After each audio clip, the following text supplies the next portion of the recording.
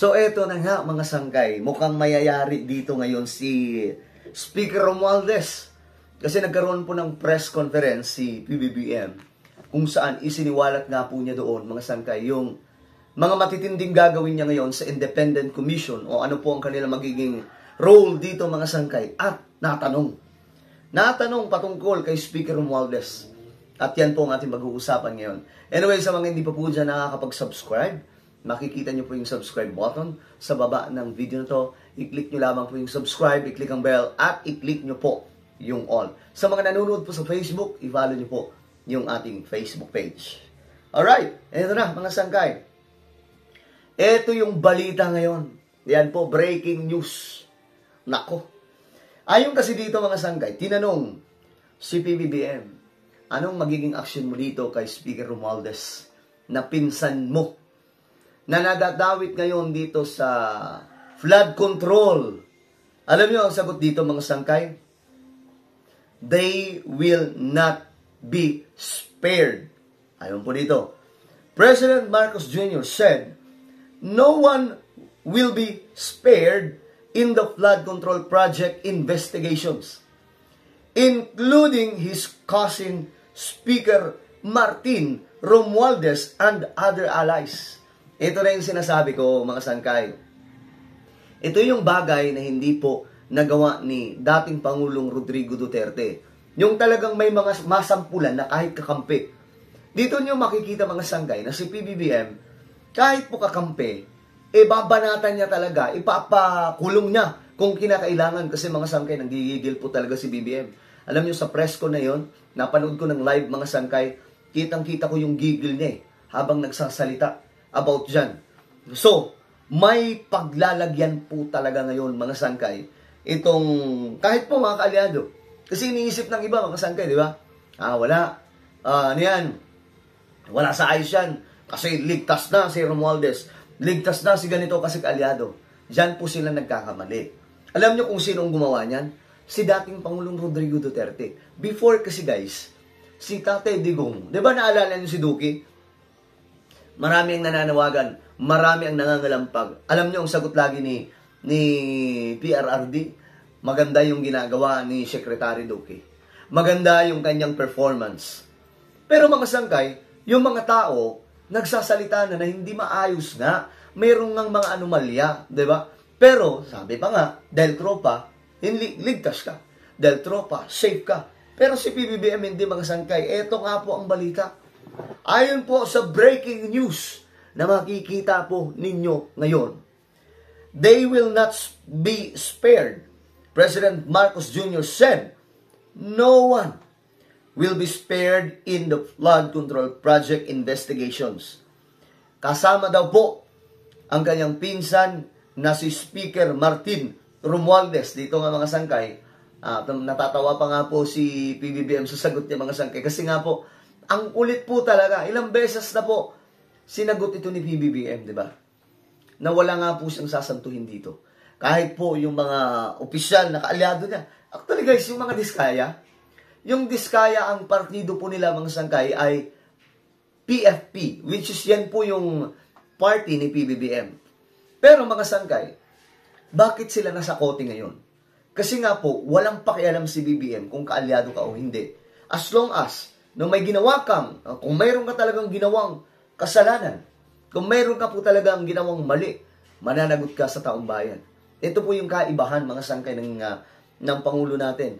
At isa pa po sa tanong mga sangkay kay PBBM tungkol po dito mga sangkay sa mga magrarally. Sabi ng mga Sir, ano ba ang masasabi mo dito sa mga nagrarally-rally ngayon, nagpoprotesta? Alam nyo, sabi ni BBM? Alam nyo, sabi ni BBM, ako yung dahilan kung bakit naungkat ito. Which is totoo guys, real talk. Si BBM ang dahilan kung bakit po ngayon nalaman natin ang malaking sikreto ng buong bansa, ng buong gobyerno mga sangkay. Di po ba? May nagsalita na bang presidenteng ganyan na maliban po sa pagsisiwalat mga sangkay, inimbestigahan, inilangtad mga sangkay yung mga pangalan? Guys, wala mga sangkay. Si Bongbong Marcos lamang po ang nakagawa niyan. No? Sa kanila tayo pagmalakihan kung nagawa po yan ng kahit na sino mga leader ng ating bansa. Pero wala mga sangkay. Wala tayong narinig na ganyan. Di po ba? Kasi nga po, for the first time, iisa lamang po yung Pangulong may bayag. Talaga na nakapagsalita ng ganito. Si BBM lamang. Other presidents? No, guys. Wala po silang ginawa. Instead na kalampagin nila itong mga sangkay, ang nangyayari pa po, nagiging panangga pa po nila ang presidente. Pero ngayon si BBM, walang pakialam. Kaya sabi ni BBM, ako ang nag-umpisa nitong pagkalampag sa mga sekreto ng nakawan sa kaban ng bayan. So, of course, sabi niya, go ahead. Pumunta kayo sa mga kakalsadahan. Magsisisigaw kayo doon. Banatan nyo. Birahin nyo itong mga magnanakaw sa gobyerno. Gawin nyo lamang sa maayos na pamamaraan. Di po ba mga sangkay? Maayos yung, kumbaga, yun po yung sinabi ni PBBM na pabor na pabor po siya sa mga protesta na sinasagawa ngayon. At ang hindi lang po maganda, itong ginagawa ng mga DDS. Kasi mga oportunista, mga sangkay, kinukuha po nila yung opportunity, mga sangkay, na ngayon nagkakagulo, tapos dinadamay na nila si BBM. My goodness! Yung amo nyo nga, yung pinapanginoon nyo, wala namang ginawa po yan eh. Diba? Kung ito yung tanong ko may investigasyon ba na nangyari nung panahon niya patungkol dyan? Diba? Nung nilabas niya ang information about sa ghost projects mula po sa DPWH sa rampant daw, may investigasyon po ba siya? Mayroon ba siyang ginawang pagsusuri? May mga napakulong ba siya? May mga sinibak ba siya? Sinibak ba niya si mga sangkay, si Villar na siyang namumuno noon sa DPWH? Di po ba wala? So ngayon mga sangkay, si PBBM, meron nyo. Guys, pinsan to. First cousin. Pero anong gagawin ni PBBM ngayon? Di po ba? Tama ba? First cousin. Basta pinsan niya.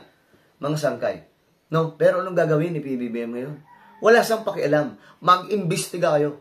Si Magalong ba, isasantuhin niyang mga yan? Hindi. Kapag ka may sabit ka, yari ka talaga dyan.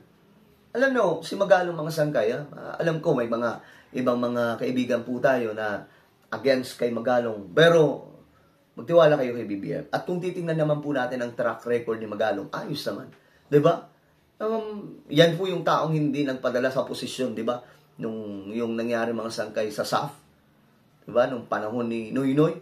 Hindi po siya nagpadaig sa alok ng posisyon para lang, kumbaga, kumalma sa pag-iimbestiga tungkol po doon.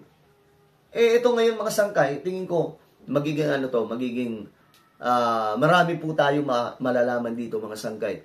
Ngayon na mayroon pong independent body. At isa po ang matindi dito, ang kanyang pinsan. Ako naman mga sangkay, kung halimbawa, wala talagang kasalanan si Speaker Romualdez dito, then lusot siya. Walang problema. Pero kung may mali siya dito mga sangkay, mayayari po talaga siya dyan. Kasi hindi po siya palulusutin ng kanyang pinsan. Okay? So ano po ang inyong opinion mga sangkay? Comment down below. Huwag niyo pong kalimutan na i-subscribe yung ating YouTube channel.